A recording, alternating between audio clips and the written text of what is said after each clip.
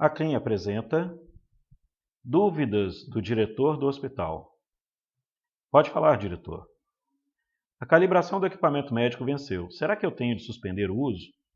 A CLIN responde. Baseado na ISO 9000 desde 2008, todo e qualquer equipamento deve ser calibrado ou verificado, ou ambos, a intervalos especificados, ou antes do uso, quanto a padrões de medição rastreáveis a padrões internacionais ou nacionais. 17025 de 2017, ela diz que quem define a periodicidade de calibração é o hospital, que é o cliente, ou seja, é a equipe do hospital. Não é quem presta o serviço de calibração. Então tem que haver uma diferenciação entre quem presta o serviço de calibração e quem faz a gestão dessa periodicidade. Bom, mas o que significa uma calibração estar vencida? Será que o equipamento pode continuar ou não? Bom, vai depender. Primeiro vamos entender o que seria a periodicidade. Suponha que o seu hospital tenha um oxímetro de pulso e ele trabalhe com algumas grandezas, e essas grandezas são aquelas que aparecem na tela. Por exemplo, saturação de oxigênio no sangue e frequência cardíaca. Independente de qual seja a grandeza, uma vez que é estabelecido um critério de comparação, é esperada uma medida. Se a medida for constante ao longo do tempo, a calibração, a princípio, permite que sejam atendidos os pacientes. Então, o que uma engenharia clínica normalmente faz? Quando ela não tem o equipamento, ela contrata uma empresa para que periodicamente vá até lá e faça a calibração, que hoje é uma calibração simplificada. Por que ela é simplificada? Porque ela não tem o mesmo rigor da que é feita na fábrica, na linha de montagem. Então, a engenharia clínica, ao fazer essa calibração em 6 meses, na verdade, ela permite que uma empresa traga um equipamento, né, de padrão, ela faça a comparação, essa comparação vai gerar um certificado de calibração, que é o papel, e esse papel ele vai durar pelo tempo que o diretor do hospital ou o engenheiro clínico do hospital determinar. Se forem 6 meses, vai durar 6 meses. O que acontece é que depois desse período de 6 meses, mais pacientes foram atendidos.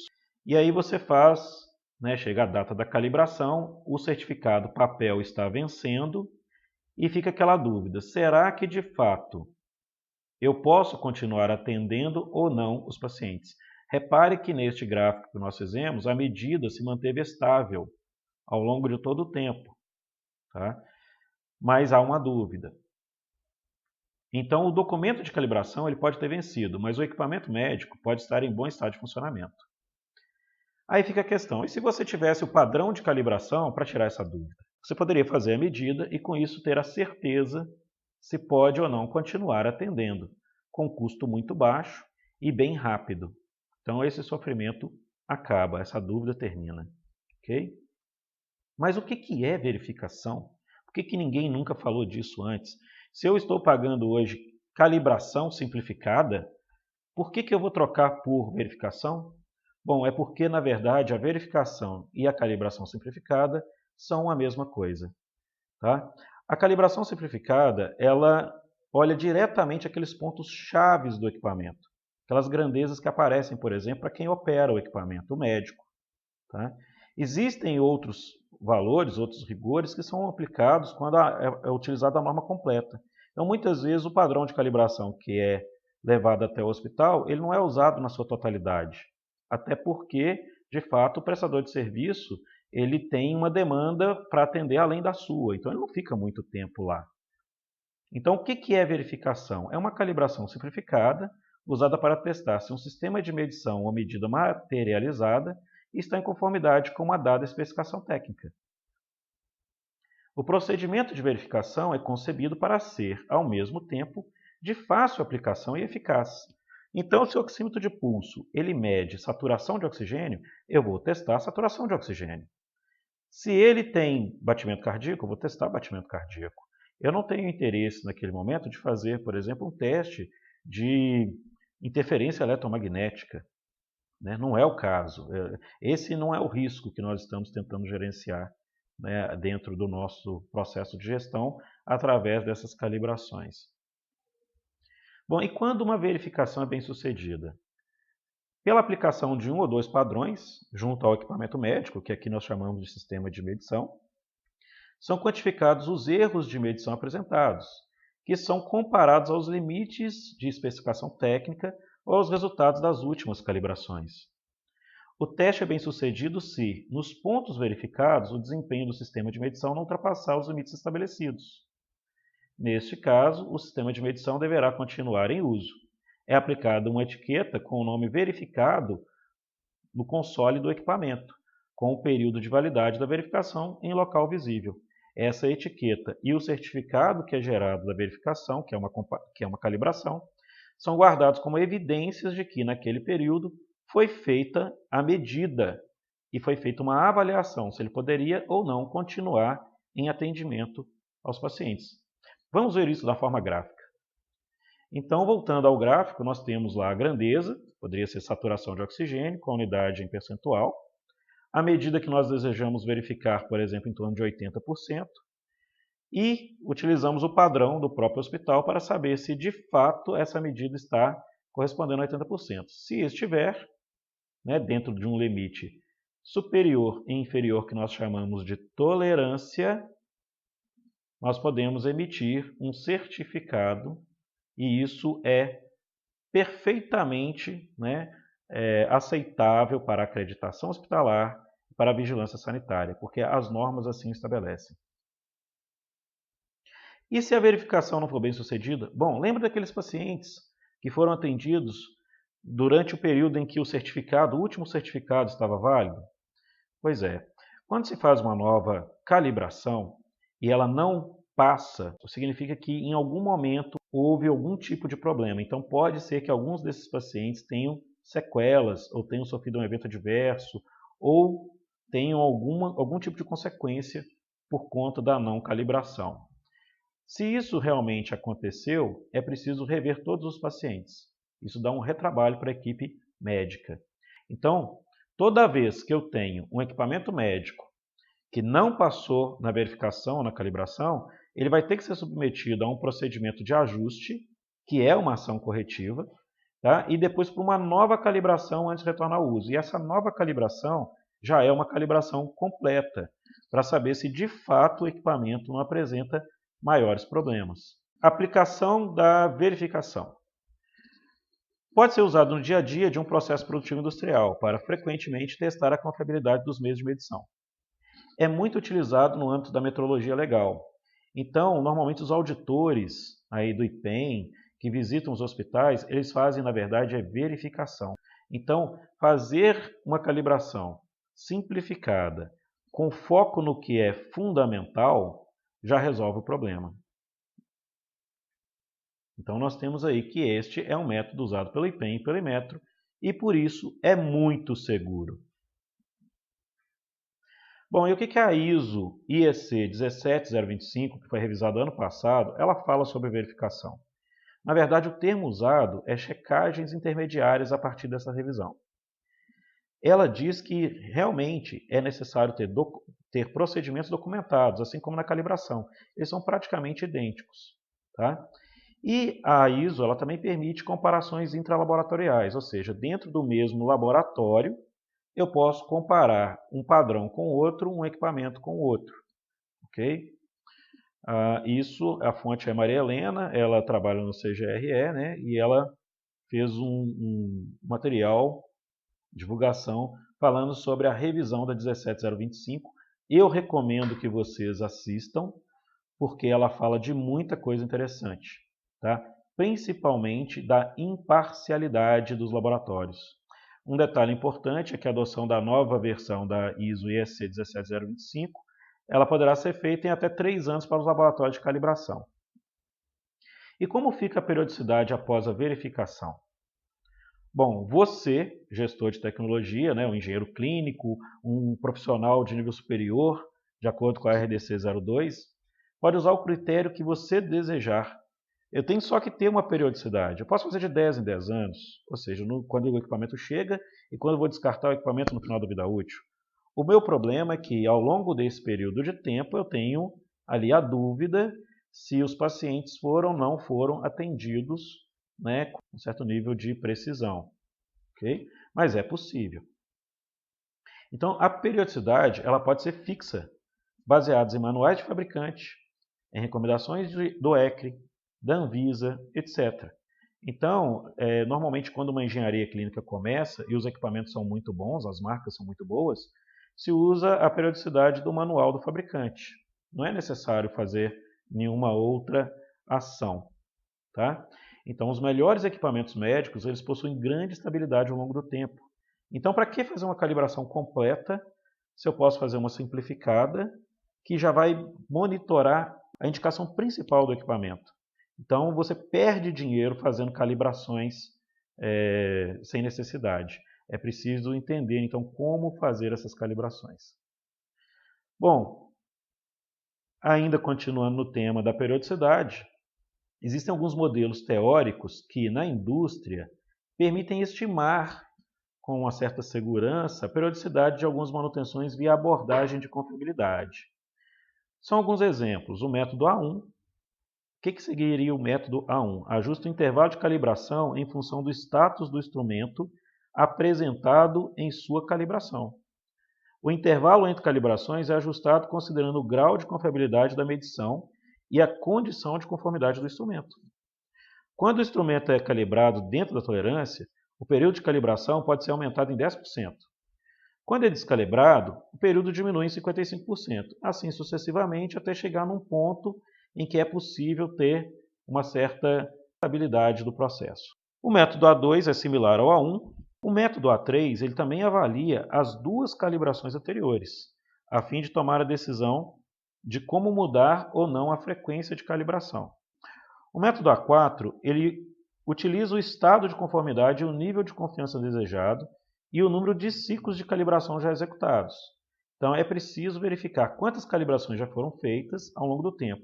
Naquele nosso gráfico, que nós mostramos anteriormente, era fácil perceber que na maior parte do tempo aquele equipamento estava bem estável. Então, a princípio não teria nenhum tipo de ajuste. Também existe o método de Weibull.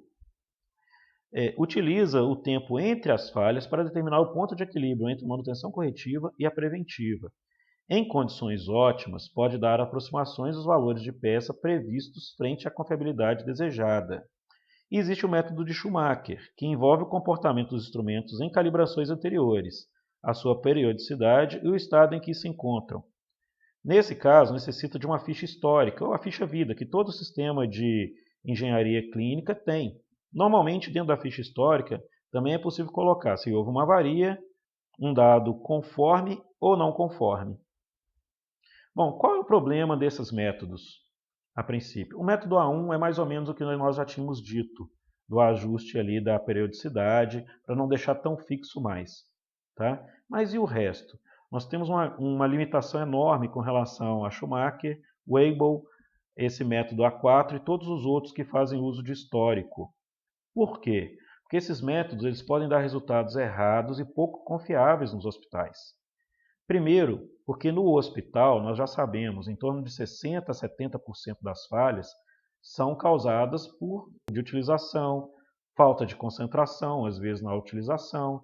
Então, esses erros, normalmente, eles acabam sendo reportados como equipamento com defeito, equipamento não funciona. Então, não tem um apontamento exato da causa da falha. E essas técnicas, elas só servem para falhas que acontecem em peças, né, que têm desgaste, que é possível fazer previsão. E o ser humano não é previsível. Então, nós temos aí um problema, porque quando não alimentado de forma correta os sistemas, e a maioria dos sistemas dos hospitais não são, eles vão gerar um índice muito grande de falhas, que quando aplicado sem nenhum filtro, o método de Weibull, a gente vai ver, vai gerar um monte de problema para a administração do hospital, principalmente financeiros. Bom, vamos ver então como ficaria um planejamento considerando aí a realidade de um parque tecnológico. Então, pegamos alguns números, por exemplo, 20 monitores multiparamétricos, 21 ventiladores pulmonares, 100 bombas de infusão, desfibrilador DEA-Lin5 e selecionamos dentro desses equipamentos aqueles que nós achamos que são os parâmetros principais que fornecem as grandezas que devem ser medidas e rastreadas internacionalmente. Então, o monitor multiparamétrico ele vai ter ali 5 grandezas. né? O ventilador pulmonar, 3, poderia ter mais ou menos. Bomba de infusão, 2, e por aí vai. Então, a meta de todo administrador do hospital, né, e todo engenheiro clínico honesto que trabalha junto com esse administrador, é reduzir o gasto com calibrações e manutenções necessárias, o máximo possível. Aumentar a taxa de verificações para reduzir o número de pacientes que podem ser expostos a um equipamento médico sem calibração. Isso é uma meta, ok? Bom, e aí nós temos um problema. Quando a engenharia clínica depende de uma empresa que usa um software, que usa um método, ou que te explica que vai usar qualquer processo que depende de histórico, duas coisas acontecem. A primeira, o histórico que está com aquela empresa tem que ser de acesso do hospital. O hospital tem que refazer essas contas manualmente, não dá para confiar exatamente no sistema que aquela empresa está fornecendo. Você tem que revalidar. Até porque, o que acontece? Olha só esse gráfico. Nós temos lá, como nós vimos, os limites superior, inferior e a medida que nós desejamos. Porém, no primeiro momento, foi feita uma análise e havia uma tendência. Algumas empresas chamam isso de drift, né? Um decaimento ao longo do tempo por desgaste. Pelo menos, no primeiro momento, é apontado como desgaste do equipamento, mas pode ser desgaste do instrumento de medida. Tá? Instabilidade da rede elétrica, ruídos, fatores aleatórios, como eu falei, o mau uso, a utilização que é constante, né? A gente sabe que é uma grande quantidade, então de repente você chega lá e o equipamento ele está medindo errado. E se ele está medindo errado nessa condição, aqui neste ponto vai haver um ajuste, uma manutenção corretiva. Não é mais preventiva, não é mais calibração, é corretiva e vai ter custo. Então, essa instabilidade aqui, ela tem diferentes fatores e hoje, pela 17025, quando é prestado serviço dentro do hospital, é necessário avaliar. E como nós já sabemos da literatura, erro de operação é muito grande. Então como corrigir isso? Como ter certeza se essa empresa que está falando que é 17025, que ela usa isso, que ela faz calibração, como saber de fato se é necessário ou não a calibração? Então, a gente volta naquela questão, né? O ideal é fazer uma verificação antes de chamar uma empresa como essa, porque senão você vai perder muito dinheiro. Né? Em cada ponto desse aí, a correção, normalmente ela não está dentro do contrato. Tá? E se ela estiver dentro do contrato, aí pode estar acontecendo até o pior. Eles nem falam nada, né? A empresa pode até não estar falando nada, para também não ter que trocar nenhuma peça e diminuir a margem de lucro do contrato. Então, complicada essa situação. Então, como que o diretor pode, junto com a engenharia clínica dele, de confiança, resolver esse problema? Bom, uma forma é essa. Ele vai estabelecer a periodicidade, uma periodicidade relativamente menor, para que o número de pacientes que é atendido entre uma calibração e outra não seja muito grande, seja fácil de processar. E essa verificação, nós já falamos, ela é mais barata, ela é feita pela equipe interna do hospital, por alguém que já está lá dentro, tá? Que tem um alto nível de confiabilidade da diretoria, tá? E da equipe de engenharia clínica. E nessa hora, cada vez que é necessário fazer uma conferência, uma comparação para saber se está dentro, a princípio, quem está gerando antes de chegar na empresa, quem está gerando as evidências, é a equipe interna. Então, se de fato está dentro da medida, a medida está conforme, ela está satisfatória ao longo do tempo, não é preciso fazer ajuste nenhum. Uma vez no ano, por exemplo, igual nós colocamos aqui, né, se há um desejo da diretoria, pode ser feita a calibração completa tradicionalmente, mesmo que o fabricante daquele equipamento contradiga. Você pode passar também, desde que o sistema seja estável dessa forma, como nós vimos no gráfico, né, pode passar para de 2 em 2 anos ou de 3 em 3 anos, dependendo da estabilidade, da durabilidade aí do equipamento, da qualidade com a qual ele foi fabricado. Bom, quando nós vemos esse cenário de necessidade de maior confiabilidade, de maior checagem, né, entre as calibrações, com a CleanCheck tenho 6 vezes mais segurança, 6 vezes mais monitoria, medidas acontecendo ali para saber se de fato há ou não há um desvio. E aí intervir antes, selecionando a empresa, selecionando os critérios de como essa empresa de calibração vai agir no futuro, por exemplo. E isso aí com um dado sendo colocado num sistema de gestão isento, independente, totalmente seguro, né, a princípio você vai ter economia. Então, nesse caso aqui, nós temos 6 vezes mais segurança do que um processo onde o prestador de serviço usa um equipamento tradicional e faz a calibração completa. Quando nós falamos também aí na visão, mais uma vez, do administrador, em custo, baseado no que hoje é feito nos laboratórios da RBC, existe uma tabela. Cada calibração ela tem um custo fixo. Imagine você fazendo isso de 6 em 6 meses, então no ano é 1.200. Agora, você fazendo isso todos os meses, então tem empresas que normalmente dão 10% de desconto, mas na verdade, né, não tinha necessidade de fazer todos os meses aquela calibração completa. Pode-se fazer a verificação. E a verificação a empresa vai fazer, né, no caso, o hospital vai fazer, em maior quantidade e com uma queda de custo, por uma série de fatores.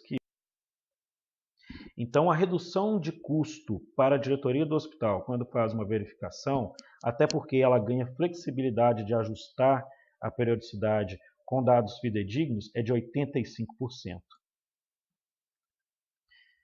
Então, o diretor já concluiu que a chave para o hospital ter uma economia e um alto nível de segurança é ter uma equipe local, né, bem qualificada, o que não é problema hoje. Nós temos diversos núcleos de formação de nível superior que poderiam assumir isso. Então, nós temos a engenharia clínica, que é uma especialização de outras engenharias. Nós temos a engenharia biomédica. Existem também os técnicos que são formados, né? Senai, CEPET. Então, esses técnicos eles têm uma capacitação especial para equipamento médico e eles podem fazer a verificação antes de realizar qualquer manutenção ou de chamar qualquer empresa para fazer uma calibração completa. Até porque eles vão ter uma noção clara se há ou não há problemas para aquela empresa. Ok? Bom, espero ter ajudado aí na dúvida e fico à disposição no nosso canal, nossa empresa, para maiores informações. Um abraço, muito obrigado.